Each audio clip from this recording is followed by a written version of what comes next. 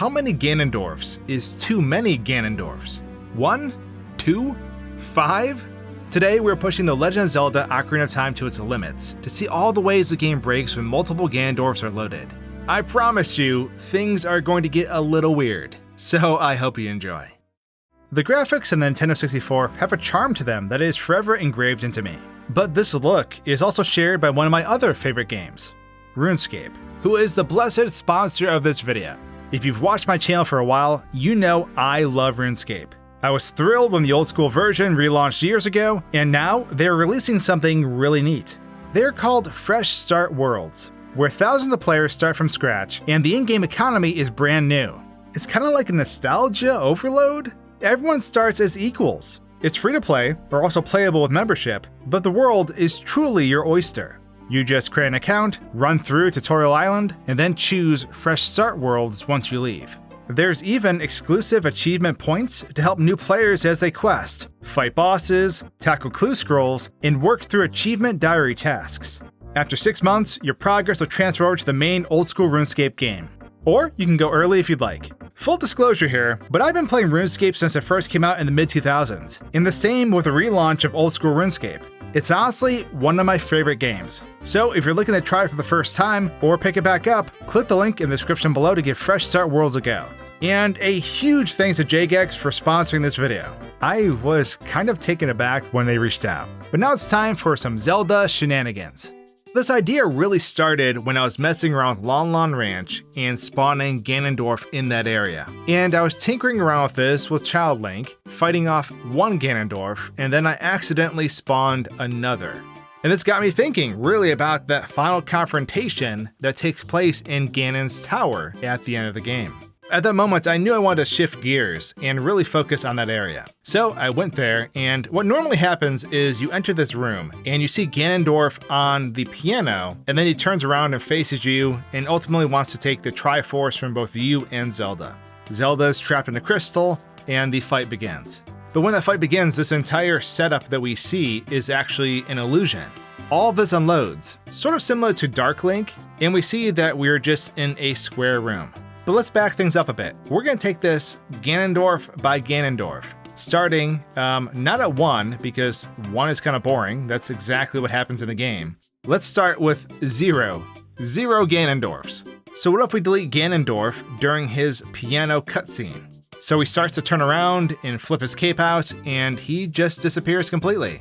What we're left with is his final text box stating that these toys are too much for you. Now, the camera is actually locked in place because we just abandoned the cutscene by deleting Ganondorf. And so a great deal of the room is actually unloaded if we were to restore movement to Link and then look around. It's definitely kind of weird. And now we can actually delete other objects in the room. So let's delete Ganondorf's cape and the actual piano.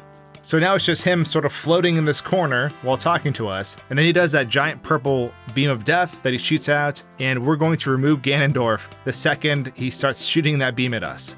Now, I accidentally fell through the floor this part, so what happened was I appeared way below the map, sort of trapped on, I don't know if it was a death barrier, but it was not normally accessible flooring that I was standing on. But with all of this gone, we still have the purple glow that shows up on Link when we're getting zapped by that death beam. It's weird because somehow I was standing on this area that had no collision, but moving around was very difficult. I was having problems trying to navigate, but I was somehow immune to the void out or the death barrier down here, and I thought that was kind of interesting. We could also reverse things again and just delete Ganondorf, and we're left with just his cape. So the battle begins, and there is just a floating cape just sitting there.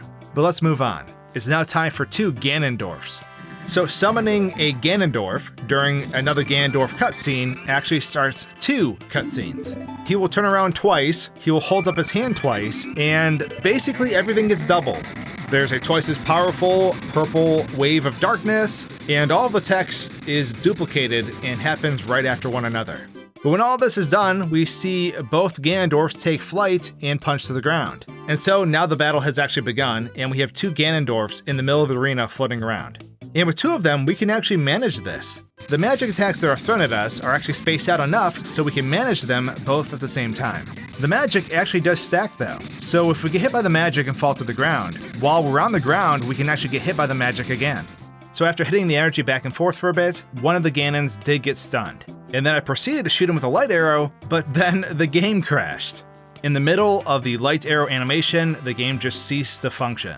Now, I was wondering if this was a fluke. I was wondering if there was something else that maybe caused it to crash. So I decided to do this again, but my goal was to stun both of them at the same time.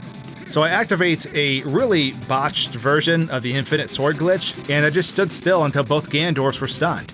And then I once again proceeded with the light arrow, but the game still crashed at the same point.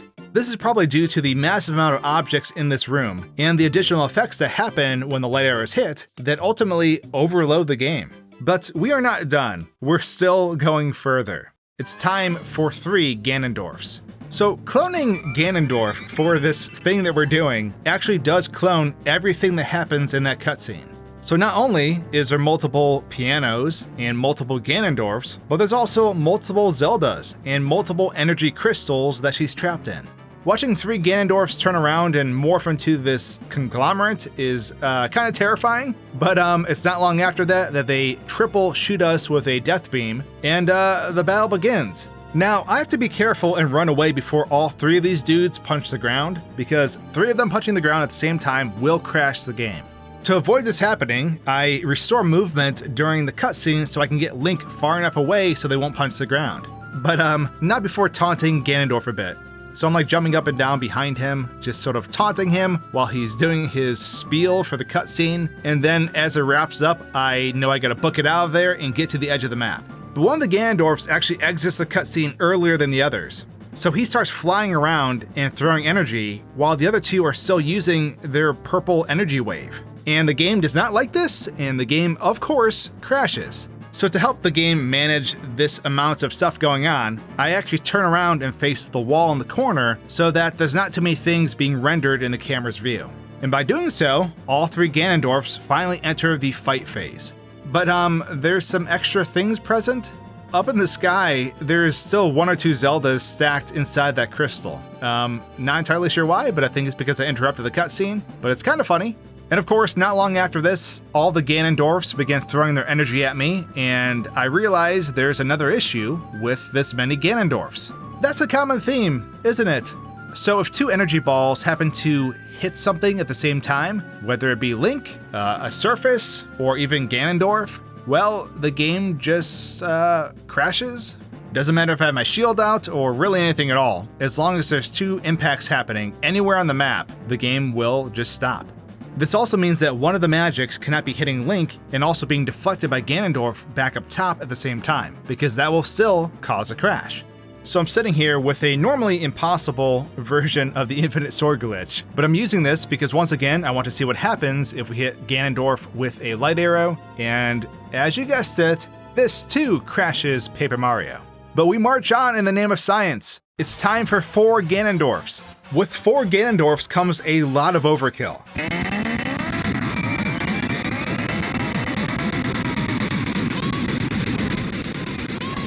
Their purple beam is basically making the game crawl, and trying to break away from it is very difficult. Certain parts of the cutscene are even just straight up freezing, like they're lurching, and I have to force them to advance because they're normally sort of frozen, but the game isn't frozen. And whipping out my hook shot during the purple wave attack has some very interesting results. Link struggles to pull the hook shot out, and the chain just like rips through his body, shooting straight through his gut. This deals permanent damage to Link, and it not only kills Link, but it also kills the game. All the Ganondorfs are at different intervals in their cutscene, and they're all doing different things, and I'm trying to get away before they start punching the floor and crashing the game. But of course, the game crashes, and so I have to keep rethinking how I'm going to approach this so I can actually get to the 4 Ganondorfs. And my solution to this is to have Link appear beneath the map in the room down below. And the reason why I want to do this is because when Link is down below, Ganondorf isn't instructed to attack at all. He will just fly around, which means he will not bring any more objects or effects to this scene, and hopefully all of them will load in. Now, I'm having a lot of issues with this because I keep voiding out and dying because I'm hitting the death barrier, and there's like this weird thing with cutscenes where if you try to fall beneath the floor, sometimes it causes the game to just immediately void you out and then put you back to the beginning of the cutscene or the room. But eventually I do get it, and we have 4 Ganondorfs sort of rotating and floating up above as they follow me where I'm walking down below in this room. But I know the second I go up top that it is all over. And when I do so, they all four simultaneously booyah me, and upon impact, the game crashes. But we have one final trick up our sleeve. There is one dimension beyond this we have still yet to tackle, and that is the legendary 5 Ganondorfs.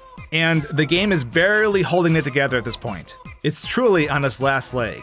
5 Zeldas have 5 crystals blocking her, and the Triforce noise just plays over and over like some abstract fever dream.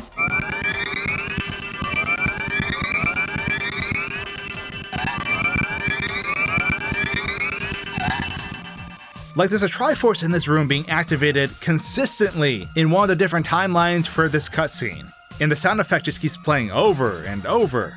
Ganondorf is a broken record, just repeating the same thing over and over as he plays the piano. But as things progress and get worse, turns out that Penta Ganondorf is just truly too much.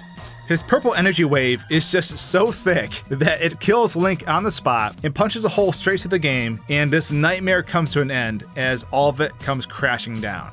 So yeah, stacking Ganondorfs on top of Ganondorfs is quite fun. Now all of that will be on the quiz in this upcoming week, so please study it very well, and I'll see all of you in my next video. Cheers!